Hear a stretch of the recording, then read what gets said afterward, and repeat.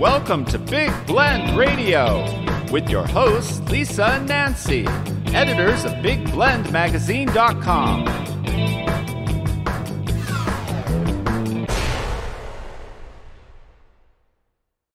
Hey everybody, welcome to Big Blend Radio with Nancy and Lisa. You know, we're the crazy mother-daughter team who publish Big Blend magazines and travel full-time on our Love Your Parks tour. Today we welcome TV writer and author Joshua Stern. I'm going to say Joshua. I like that name, Joshua. He is joining us to talk about his writing career and new novel, Still the Night Call. It is out now, so Nancy, do not put any spoilers. Do not do it. I'll try. It's out now. It's So also good. named Best Indie Book of 2021 by Kirkus Reviews. And when it comes to TV, you've probably experienced Joshua's writing in the shows Desperate Housewives, Finding Carter, The L Word. You know, it's all about me being Lisa, but and Chasing Life. And since Valentine's Day is coming up, the Valentine's Day movie, The Thing About Harry. So keep up with Joshua. Go to joshuacenter.com, and that's Center. So welcome, Joshua. I have to do the Joshua. Thank you. I don't know where that came from, but I love it. I know. But welcome. You know, this is quite a story. Your book, Nancy, is, you know, I think in emails and maybe on Instagram, she's a pain in the butt. It should be a TV series because it could go on and on and on. That's what a lot of people demand. Say. They're like, when are you turning it into a TV series or a movie? And I'm like, I wrote it as a book. But you know, anything is possible. Dude, can you give us a little overview of it so that you give it so that Nancy doesn't, you know. Well, you know, the problem is I'm probably like Nancy. I will end up saying something that I shouldn't have said. But and just like a quick little side note, when I was working on Desperate Housewives, I had never been interviewed by anyone. And suddenly, like, I'm this kid from Missouri who's writing on this show. I know, from a cattle farm to Desperate Housewives. Yeah, from a cattle farm. Love it. And the Springfield News Leader, which was the local newspaper where, you know, they wanted to interview me, and I was like, oh my God, this is so exciting. And I remember going in for the interview and we started talking. And then the next thing you knew, I left the interview and I was like, I have told the ending of the first season. Like, I have given away. And I remember calling the reporter, being like, please, please, please don't say anything about this one thing that I said, because anyway, and I learned my lesson, but I'll probably, you know, mess it up again. But this goes back to Missouri. And listen, I know you're out by the Ozarks. Nancy and I got lost.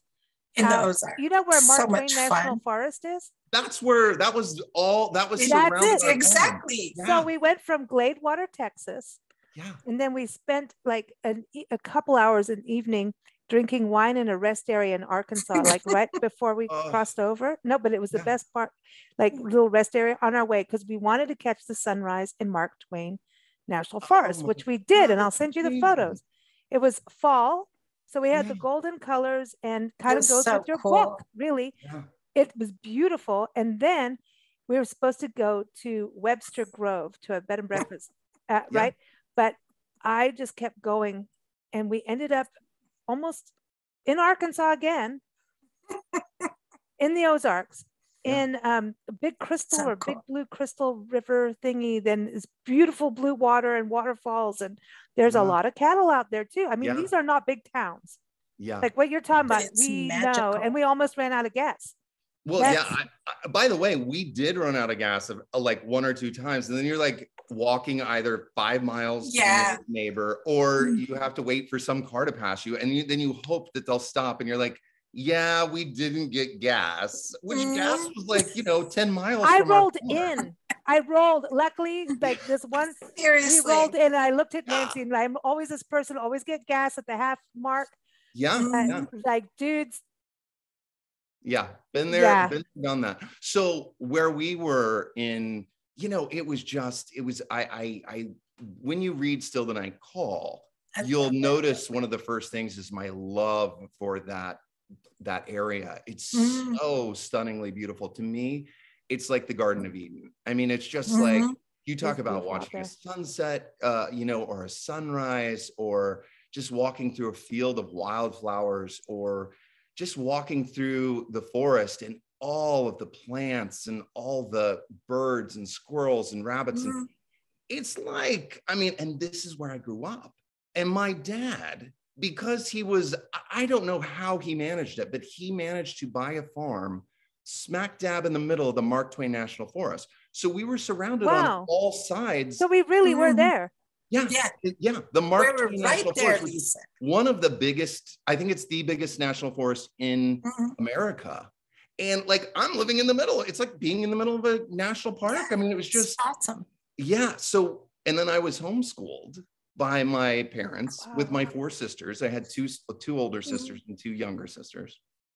And they, they would go off and play with each other. And me, I just wanted to go like explore the outdoors. And I had a BB gun, and, I wasn't going to kill anything, but I'd put on my camo and I was walking through the woods, and I would go disappear for hours on end, and I would sing to myself and I would make up stories in my mind. And I think that's where I became a writer. Oh, I'm with you on that. That's how I grew up, like out in the boonies. Yeah. Yeah. It's so cool.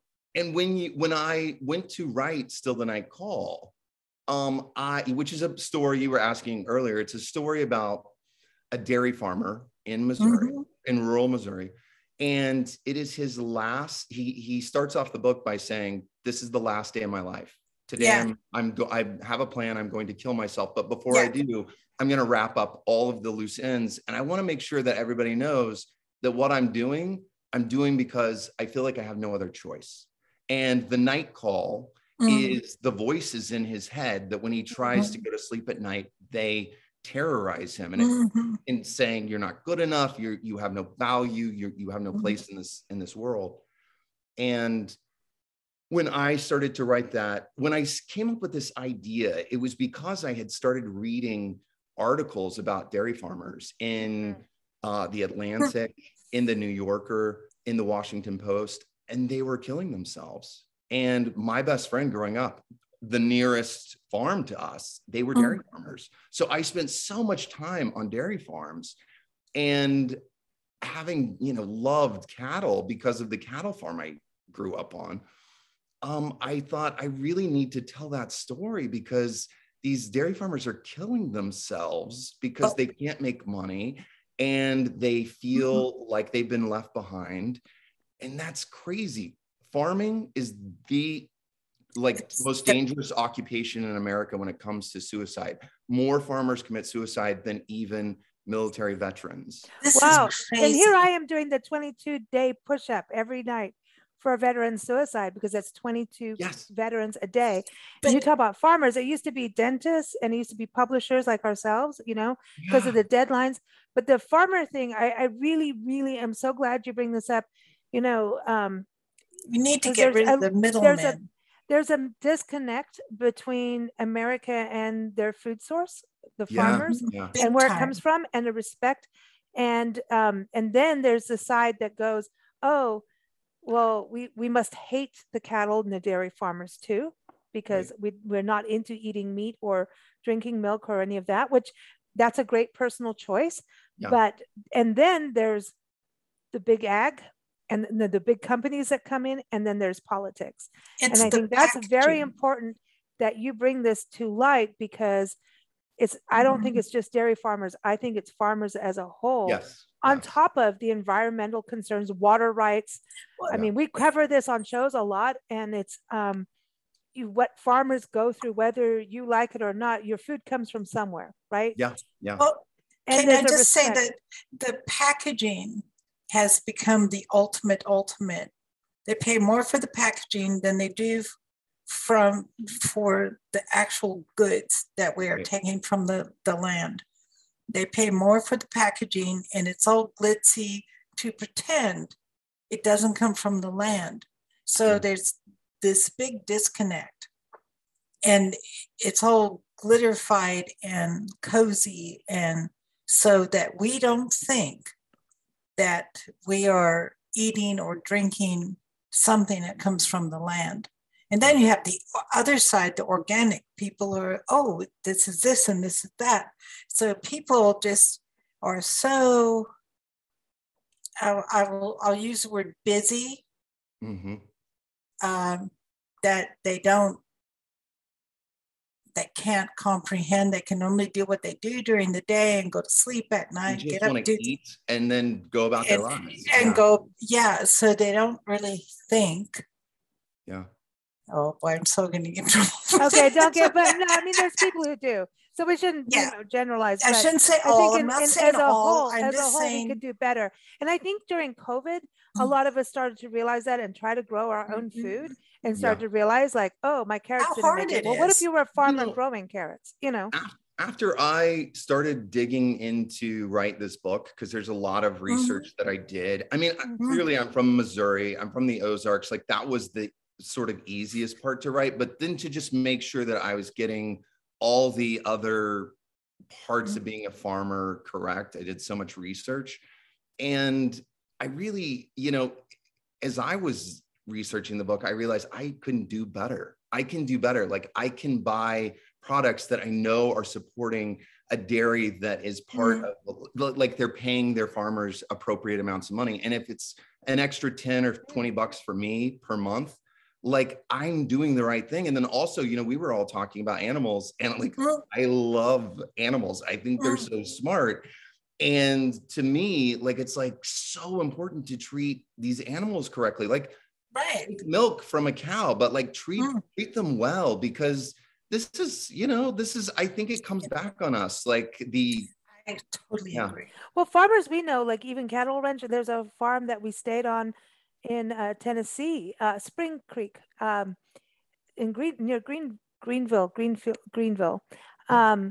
They have cabins on their farm. They sell at the farmers market. Then they're trying to do it online, and what they have to, and homeschooling their kids, what they have to do as a family. And I mean, the men are off working, the women are running the farm and running cattle. And we went out with them, and I got zapped on a thing, an electric fence, because I thought, oh, I could close the fence. No. I have a little bit more curly hair now, but but the respect that comes from, especially the small farmers. But I think there is a lot of pressure on what happens, and there is political stuff going on to farms, and it's kind of almost like the music industry in a weird way. Yeah. It feels like that, that basically, just in Hollywood, we have the same exact issue. Is you get these big companies, and then they just buy up more and more. And like with ag, you have basically 85% of all of the meat, all of the farms. They also own all the groceries, all the grocery stores. And there's just, I say it in the book, like, the Caleb, our protagonist, he says, I'm getting the scraps from the table, and that's not even good enough, and that is a really sad position for us to be in. And I wrote this book because I think farmers are just some of the best people on earth. I think the earth. And for what they're doing for us. We eat. I mean, everything that we eat, I'm so aware of, like, this came from like somebody's farm and they cared about it. And I thought, I need to write a love letter to them. I need to tell the world that they're suffering, and like, we need to care more about them, because they're the sustenance of our life. And do you think they care about the land too? And I wanted to touch on that, because that's a lot of times you have to care.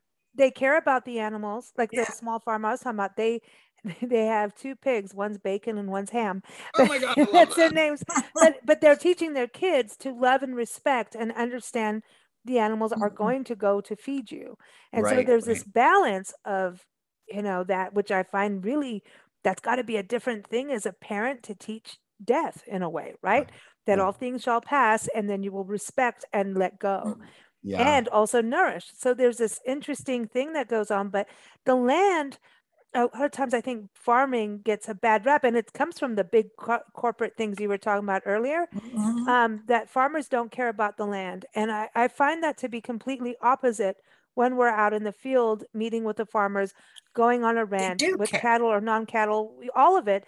I find that, did you find any of that in your research, and just even from your upbringing? It sounds like you guys loved your land. Oh yeah. I mean, that's the hardest part for me now, living in Los Angeles, is not having the land to just like go be a part of. And You know, I know a lot of farmers, they care about the land because they realize that that's like, this is all that they have. This is their investment, you know? And I think the problem is like the big farm, the really huge farms that are making tons of money. The land doesn't matter to them, but they also have, you know, they cram everything that they can into these small lots. But for the smaller time farmers in these rural areas, like the land is all they have. That's their investment. And that's where they're going to plant corn that they may feed their cows or that they're going to sell. And to them, it's a life. And in the book, you know, Calum's father, the land is everything to him. And he says, like, the most important thing to me is the fact that I can be on my farm and not see any neighbors. And like, how many people have, you know, because they go visit the waterfall at one point. And there's this, and this was from my childhood. I remember my dad taking me to a neighbor's land to go hunting. And he was like, oh, I got to show you something. And we were walking around and I was like, where is he taking me? And we come around this bend and there's this like 50-foot waterfall. Wow. And it was just like out of a movie. I was literally That's like, awesome. And I never forgot it. It was just one of the most beautiful things. And also just sharing that experience with my dad. And so when I went to write the book, like that experience was completely from my heart, because that was one of the most meaningful things that I remember doing with my dad, and how important that was to just our existence, these moments of beauty, and in amongst all of the things that were really hard to deal with on a farm, because we had cattle and that's how we paid our mortgage, but we were very poor. We ate beans and cornbread, and we, you know, if you needed protein, you went and shot a deer or a turkey. And I respect people that do that, because we were there and it was hard. But then you see, like, you go out on a cold winter night and there's a full moon and there's snow on the ground and the world is lit up, and you hear a bobcat howl in the distance, and you go, like, who gets this? This is riches you cannot, like, it's like something you cannot buy, you know? Yeah, you're rich in one. Yeah, you know, it's like, we totally get it. I mean, we're nature, we're park people, we're in that, you know, our life is that. And, you know, what I find interesting for you too, going from rural Missouri to LA, by the way, is really the Ozarks. Crazy. It's crazy interesting in the crossroads of history of America, because the Civil War, it was divided. I mean, it's the crossroads of all the trails. You got to think about St. Joseph, Missouri, good with the Pony Express, the Overland Trails. I mean, anyway, that's a lot of history going on there. But you going to LA, then, you know, writing about this. Have you had any feedback from your hometown with you know? You know, a girl posted on Goodreads the other day. And it was it brought me to tears. And by the way, just like writing this book was one of the most intense things that I've ever done in my life. And I've written on, you know, Desperate Housewives and I've done a lot of things. But when I was writing this book, I was doing it in the middle of COVID, and I had so much sort of depression because we were stuck in the middle of LA, and LA has had some really tough restrictions. And it just felt like, what is happening with life? And then I was thinking about these dairy farmers, and I thought, you know, I want to write about that. And I wanted to do it. I wanted to do all of this, you know, great service, this story, this character, that world. And I remember going out into our garage one time, and I just bawled my eyes out, because it was so hard to be in this world with this farmer who was struggling, and he's on the verge of committing suicide. And to go into that headspace, and I wanted to get it so right. And I was so scared of, like, what are people going to think when they read this? Are they going to feel like, oh, this is just some, you know, Hollywood writer writing a book? Or are people going to go like, oh, that's real. That's our life, you know? So the other day on Goodreads, this girl, and I don't know her, but she posted a review and it brought me to tears. She was saying, I live a county over from where this book takes place. And she's like, my husband, this is the way he talks. This is the way that the people around us are. She said, she said, I never give books 5 stars, but she's like, I'm giving this book 5 stars because it is like the embodiment of my life. And that just means the world to me, because awesome. I think when you tap into reality, that's when you can really touch hearts and minds. And I think like even Desperate Housewives, the reason it was so powerful was because it tapped into a reality about suburban moms that people go like, oh, I feel that, you know? Oh yeah. We're doing stuff in the closet that nobody knows about. You know? There's a lot of things. And if you think about it, it was very interesting because I did another interview and I was talking about Desperate Housewives and I realized like, oh, this is a story about a desperate farmer. And it's really not as comical as Desperate Housewives was, but in a sense, it's the same type of story of someone that's on the verge of of desperation. And you get into his head of like, what is he thinking? He's torn. That's because that part is when we're gone past the survival mode. We're past the survival mode. But people do that. They get on that edge of, shall I kill myself? Yeah. There's so many people that, and now, especially right now, people who do, which is really unfortunate. If somebody could reach out. Well, men are 5 times more likely, or 4 times more likely to kill themselves than women, which was a shocking revelation to me. But no, because you're supposed to be the breadwinner. You're first on the line. Yeah. Well, and I think that there's a fear of like maybe sharing your emotions and your thoughts, which is exactly what Caleb is going through in the book. Like this fear of like, I don't know, I don't have the answer. And maybe people think I'm supposed to have the answer because I'm this like, brawny rural farmer. And in his mind, you get into his mind and you realize like he's searching for the answers. And one of my favorite parts of the book is when he's meeting with he's selling the walnuts, which is another thing of my family. We used to always go and sell walnuts because we didn't have a lot of money. So my dad is like, I'm backing up the trailer where all the walnut trees are. And you kids put as many walnuts as you can on that trailer and then we'll take them and sell them. Yeah. And why not?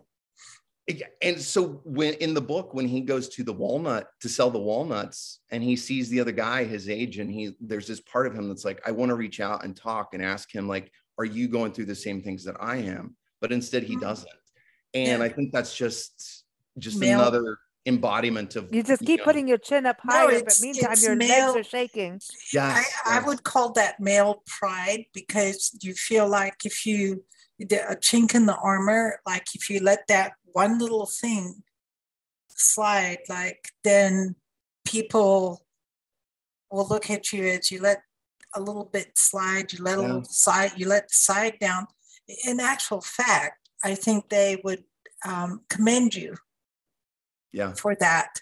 But that's not how society, that's not how we were raised. Yeah, and maybe in rural, but this is the other thing is America is out of touch of the rural areas, the farmer areas. And so we don't know. And there is that, I'll go out and hunt and I'll go do this. And it's the survival. Then there's still that flip side of survival, like I was saying, where you start into the suicide, the depression, money issues bring about depression. And then there's the way society is. And for you to go to LA, even that's a breakout of where you were in Missouri, It's a whole other lifestyle different and are you able to go back to town?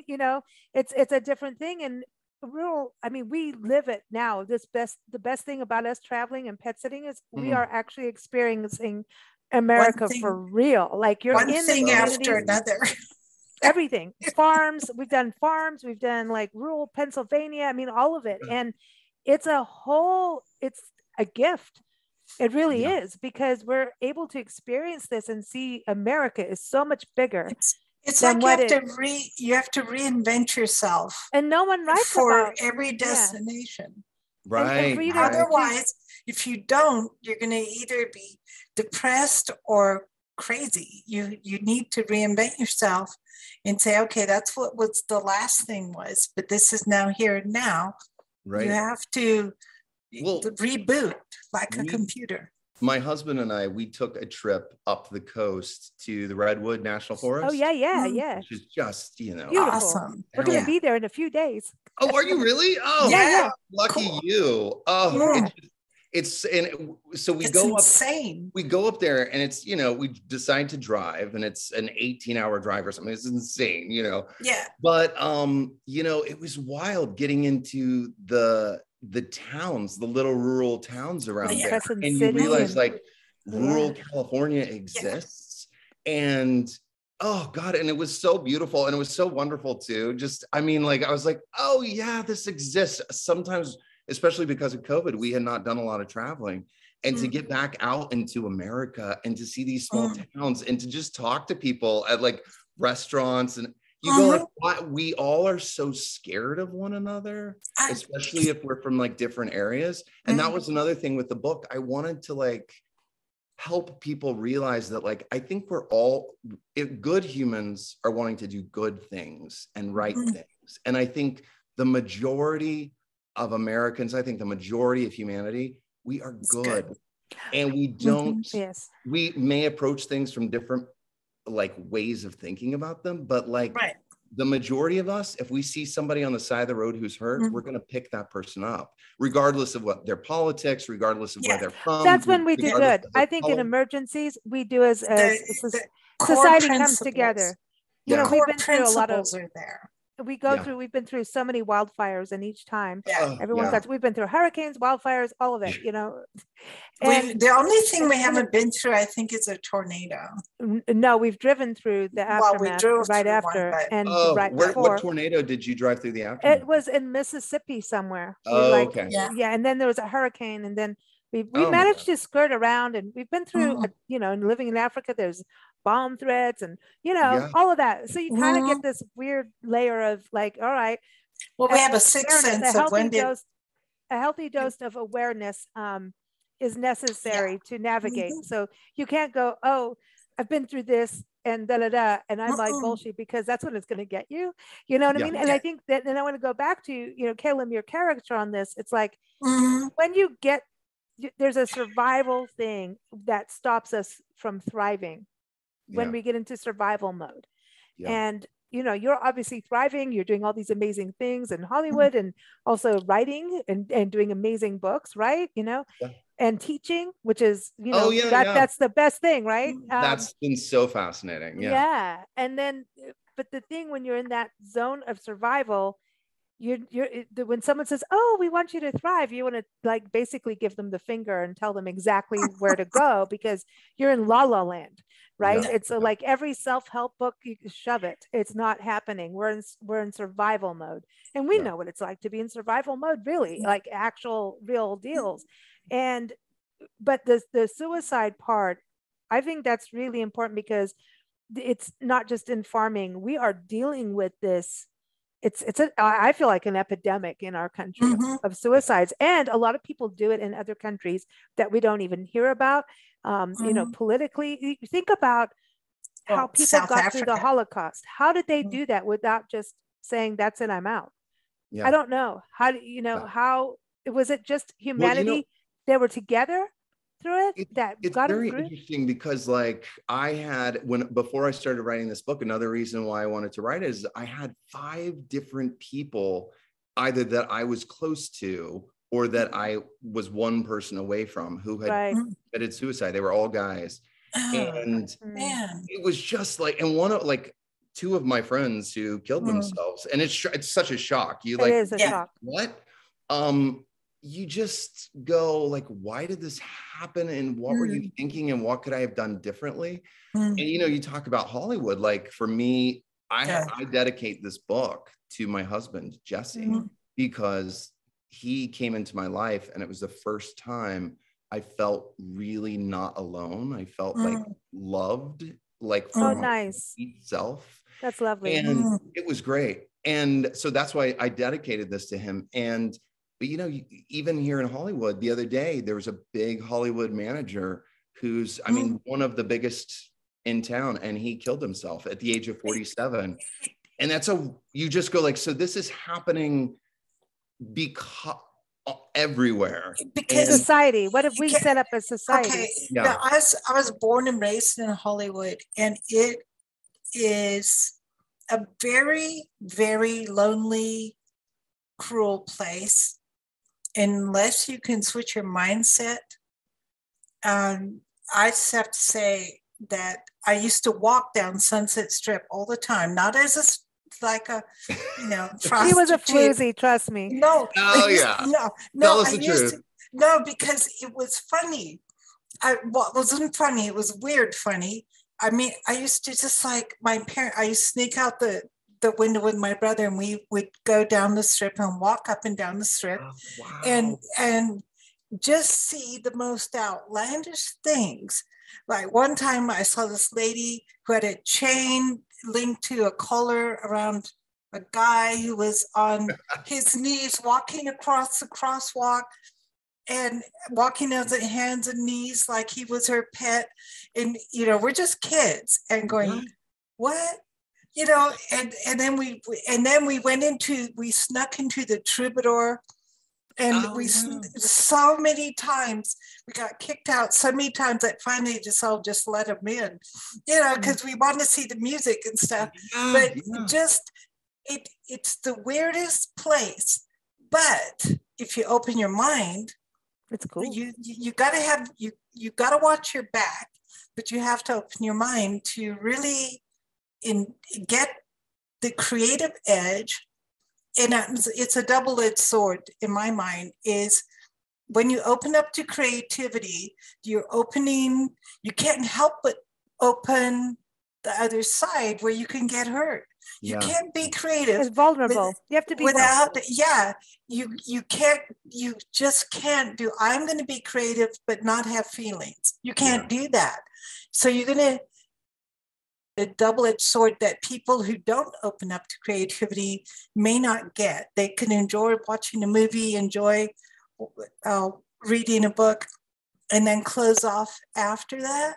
So I think what Hollywood and movies and books do is give those people a glimpse into their inner feelings that they would never go to. And I think it's so important, because I think that is the crux of humanity. Yeah.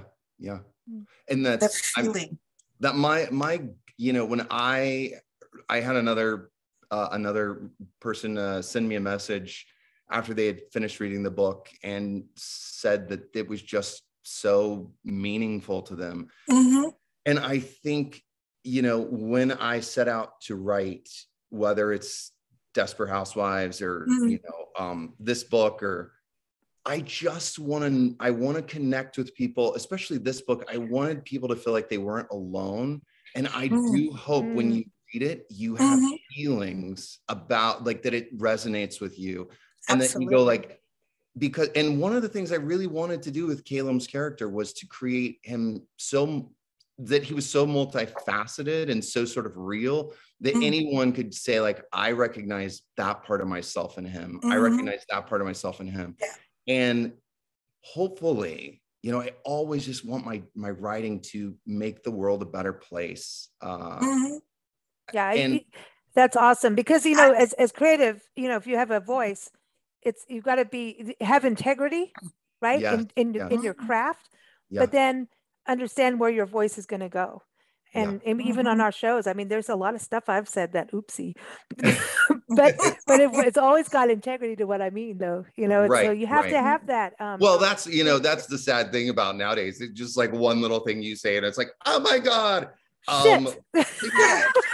But I had to say that. I had to say that because I said that the other day. Just get a grip, people. Jeez. Well, not everybody has to say everything you want them to say. Yeah. We must continue to say, those of us with good hearts, which is the majority of people, we must continue to lead with our good hearts and let all the other stuff sort of like send it to an island. Yeah, yeah. With COVID and the bad politicians. We have an island of bad don't politicians. Give it the energy that exactly. Send it to this don't island. give it the press. Just let it flow. Float away. Go. There's the bad away. politicians, which means like majority are out there. And then you put all the others on that little, you know, all that other stuff goes out there. But the rest, we need to have conversations like what we're having. Yes, I think it's important, and to have a book that people can connect with, because a book is so personal. No one can tell you what to feel. That is your thing with the book. And if people, you know, comment and connect with you over it, that's even better. But there's this personal thing that I don't think you'll ever know how many people it touched, because it's such a personal kind of topic. And again, you're bringing the light on, you know, like even farmers in the rural areas of America don't really want to go out and say, hey, I'm going through. There's no way that they don't want to do that. Yeah. Just like we were talking about. So I think what you've written and what you've done is so important, because it brings a light and it brings a conversation. And hopefully people will change. And like I'm saying, there's so many people battling suicide, depression, stress, anxiety, that it's important that someone is connecting with them on that level, because you do feel alone. When you want to commit suicide, you are feeling and nobody should be doing that. They just need to turn the page, you know. I do want to say that when the opening of your book and Caleb's going out to milk the cows, it's like, I used to milk goats because Lisa is lactose intolerant, so I got goats. They make a new milk for that now. No, and I had to go milk goats so that she could have goat milk. And that's in this country, I did milk the goat from the side. When we moved to Africa, the Africans went, no, you're doing it all wrong. They milked them from the back. Oh, interesting. I know, and I still really see a difference, because from the side you got these two, and from the back you got those two. Just saying, it was interesting. It was all about the goat's milk and learning to make goat butter, goat cheese. It was interesting. Yummy. Did they do the thing in Africa? I believe they mix like the blood with like the milk. That's a Maasai. The Maasai do that. We don't Maasai tribe. The Maasai, when we were on our way to the Ngorongoro crater in Africa, they were like, would you like to stop at the Maasai village and have some blood and goat's milk? And I was like, I think I'm fine. Pass. I ate some crazy things on the farm growing up, but like, I ate mopani worms and flying ants. We used flying ants as kids. You ate the termites. Yeah, because they would fly whenever the rain would come. They would fly, and then it was like a dare of all of us kids. We would sit there and we'd fry them, and they tasted like peanut butter, not like chicken. And so like a light peanut butter, and we would dare each other and who could eat the most, kids. Right. But I mean, isn't that, where are we now with kids enjoying that stuff? It's like pure protein, actually. We need to have more of that. I know. Yeah. On that note, go ahead. Oh yeah. And I was going to say, like, I think that's something that I find a lot of encouragement from, is that we are figuring out ways to, make protein and so that, because they were, the other day I read something about methane being like the #1 cause of climate change. And that comes from a lot of farming. And cows, I thought you were going to say it comes from a lot of farting. Cow farts. Cow farts are the biggest ones. But, we're like, there are so many advancements in like figuring out how to curb that. Like one farmer, he started feeding his cows seaweed with their regular food. And the seaweed like curbed 90% of their farting. Wow. And so it's really fascinating. There's a lot going on. And I hope that it continues. We need to tear up. This is bad, but we need to tear up tarmac. We need to get rid of it. Asphalt. It's stifling. Right. Yeah, it's stifling earth. It won't breathe, can't grow. And it's killing us. Did we really say methane, farting, and asphalt all in the same little segment? Okay, on that note, we do have to get running, but it has been such a pleasure. Joshua, come back anytime. Yeah, thank you so much. I really appreciate it. It's so much fun talking about some really serious topics, and a really good book. Again, everybody, I know, really. JoshuaCenter.com is the website. It's SENTER. Joshua's also great book. Instagram and Goodreads. Still the Night Call is out now, so go get it. And of course, keep up with us at BigBlendRadio.com. We air every single day because, I don't know, we're just bored people traveling across the country. But we find amazing guests like you. So thank you so much for joining us. It's a real pleasure. Please write another one. Thank you again. Oh, yes. We'd like number 2. And I've been waiting for number 2. Did you just say that? Really? Oh my gosh.